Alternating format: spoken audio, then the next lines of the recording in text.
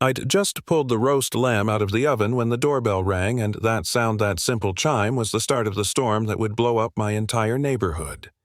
I had a house full of guests, wine glasses, clinking laughter echoing through the dining room, and Senator Son himself was mid-sentence about a zoning reform bill I'd been begging him to support. Then the door opened, and there she was, Karen Whitmore, vice president of the Willow Creek HOA, standing like a storm cloud in heels and a pink blazer. She didn't wait to be invited in. She shoved the door open wider and barked, "Darren!" "This is unacceptable!" Her heels clicked across my hardwood floors like gunfire. "We received a complaint about parking violations. There are 6 cars parked on the street." 6. You're breaking subsection 12. I blinked. "Karen, it's a dinner party." "I don't care if it's the second coming," she snapped. "Rules are rules." Behind me, chairs scraped as Senator Hassan stepped into the foyer. Tall, calm, dressed in a gray blazer, holding his wine glass. He raised an eyebrow. "Excuse me, ma'am, but you just walked into a private residence. Do you often trespass without permission?" Karen froze just for a second. "This is HOA business. I have every right." This he cut in dryly as a U.S. Senator's business dinner. "And you've interrupted it." I'll never forget the way her face drained of color. "Senator of what?" she stammered. "United States Senate," he replied. That was the first crack in her armor. But she still pushed on, muttering about how rules applied to everyone. I stepped forward, voice low. "Karen, you've just violated 3 laws and you don't even know it." From the living room, my friend Kay Anderson, my lawyer, appeared with her phone raised. "Don't worry," she said calmly. "It's all recorded." The senator looked between us. "You've been gathering evidence." "For months," Kay said. And she just gave us the final piece. When I shut the door behind Karen, I realized she'd done something irreversible. That stunt wasn't just rude, it was the trigger that would dismantle her empire of intimidation. We all sat back down, though the air in the room had shifted. The lamb was still warm, but nobody touched it. Kay pulled up documents on her phone, 100 pages of HOA violations, fraudulent fines, harassment reports. "They've been hiring private investigators," she said, swiping through photos, "parking them in front of residents' homes to monitor compliance." The senator leaned forward, brow furrowed. "That's illegal surveillance. Did you retrieve any proof?" "Better than that," Kay said.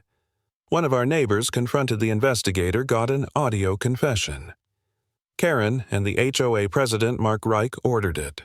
I remember staring at the screen, realizing we weren't crazy. We weren't paranoid. Everything we'd suspected was true. The senator nodded slowly.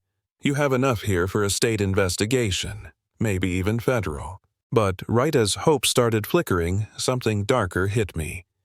I'd seen how these people operated, how they buried homeowners under threats and liens.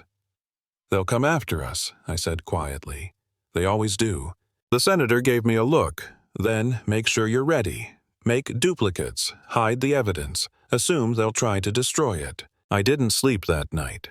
Not because I was scared, because I knew he was right. By dawn, I'd copied everything, 3 encrypted drives, 3 different locations. 1 in my safe, 1 with Kay, 1 with the senator's aide. The next morning, I sat with my coffee trying to pretend things were normal. Then my phone buzzed, motion alert.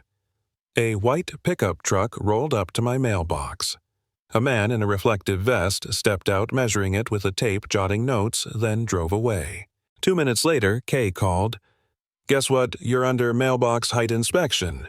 "They're testing you." I laughed. "Then let's give them something to choke on." An hour later, we were sitting inside the State Housing Oversight Office, a glass-walled room downtown that smelled like old carpet and cold coffee. Across from us were 2 auditors, a retired judge, and a clerk from the Attorney General's office. We laid everything out: fake assessments, falsified meeting minutes, the surveillance logs. The lead auditor, a sharp woman named Frances, tapped her pen and said, "This isn't mismanagement. This is systemic abuse, possibly fraud." Miguel, my older neighbor, leaned forward. "They scare people. They fine us for nonsense, and when we question it, they threaten liens." The judge frowned. "Did you say they amended the bylaws without a vote?" "Yes," Kay said. "We found the original copies in the county archive. The versions they distributed were doctored." That was it. The room went quiet. Then Francis said, "That's corporate document fraud. We'll escalate this to the district attorney." That night, a detective came to my house. He took Miguel's flash drive and my evidence list.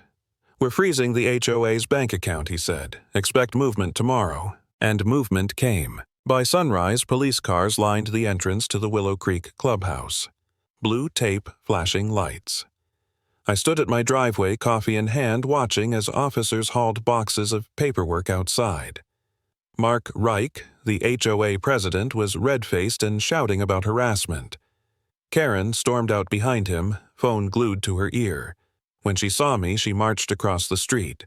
"You think you've won?" she hissed. "You just dragged this whole community into chaos." I didn't even raise my voice. "No, Karen. You did the day you decided the rules didn't apply to you." She jabbed a finger at me. "You have no idea who you're dealing with." But she stopped mid-sentence as a black Crown Vic pulled up beside us. Government plates. The door opened, and out stepped Senator Hison. "Morning," he said, handing me a folded paper. "Press wants a statement. The Housing Committee's forming a temporary oversight board. You're on it." Karen blinked, completely lost. "What's happening?" The senator turned to her, eyes cold. "You're under investigation. You and your board. If our auditors find what we think they will, you'll be facing charges before the month's out." She stood there, mouth open, while behind her officers carried out a desktop tower from the clubhouse. That was the moment I knew the tide had turned. Not just for me, for everyone they'd bullied. Later that afternoon, the community center was packed shoulder to shoulder. No fancy podium, no banners, just neighbors who'd finally had enough. Kay stood up first, reading the list of violations like charges in a courtroom. Then, the senator took the mic. From this day forward, he said, no HOA in this state will raise funds or impose penalties without transparent audits. We're drafting legislation now. The room erupted. People clapped, shouted, cried. And when it was my turn, I stepped up to the front, palms sweating. I didn't want this fight, I said. None of us did. But when power goes unchecked, silence becomes surrender. And we're done being silent. The next few days were chaos news vans, reporters' subpoenas. The DA filed charges wire fraud, falsifying corporate records, conspiracy to commit real estate fraud. When detectives raided Reich's office, they found audio recordings, his voice bragging about keeping residents miserable enough to sell so his cousin's firm could flip the homes.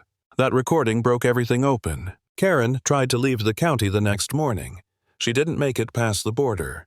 The DA's office confirmed it. She was under house arrest, ankle monitor and all. When Detective Lanier came to brief us, he dropped a small hard case on the table full of flash drives. They were sloppy, he said. Even hid some files in a fake drawer panel. They never thought anyone would check. Miguel chuckled. Guess they forgot we live here too.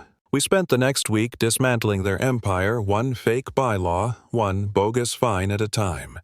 For every document they forged, we had a witness. For every threat they made, we had a recording. But there was a night just before the first public hearing when I sat alone in my office, surrounded by files, and for the first time I felt the weight of it all.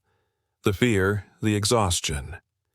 I remember staring at the screen and thinking, what if this just makes everything worse? What if we lose? Then I thought about Grace, my elderly neighbor who'd been told she owed $6,000 for a fake tree repair. She'd cried, thinking she'd lose her home.